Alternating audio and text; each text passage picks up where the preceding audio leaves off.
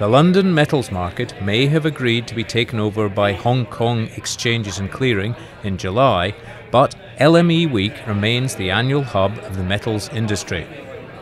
The mood is quite cautious and a little bit bearish. People are looking at China, which has been driving the metals markets for the last decade.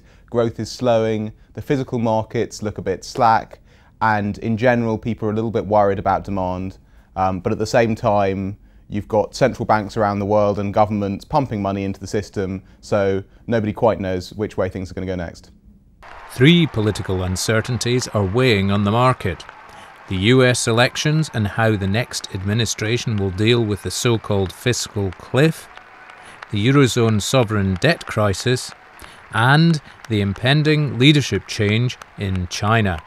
We are now witnessing a couple of months of relatively low demand growth, but we are very optimistic that China is going to continue to be a major player in the market very soon. China is still growing. They've still got 600 million people living on $600 a year, and they need to get those people up to over $2,000 a year. To do that, they've put a lot of infrastructure in terms of rail, which consumed the steel and the iron ore. They now have to start building public housing and factories, particularly inland in the west.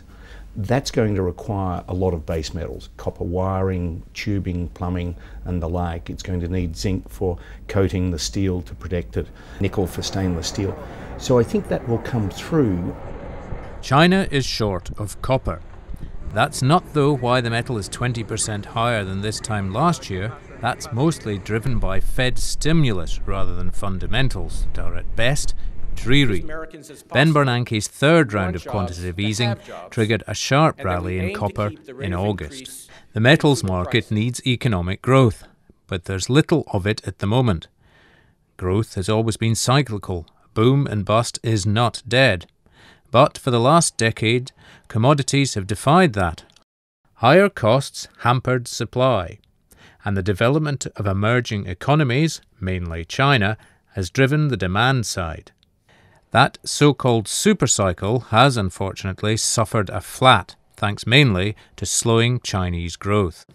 For the mining industry, yes, it would seem that the supercycle has come to an end. It's not that commodity prices are about to crash, although some people think they will. It's rather that they're not going to rise that much more anymore.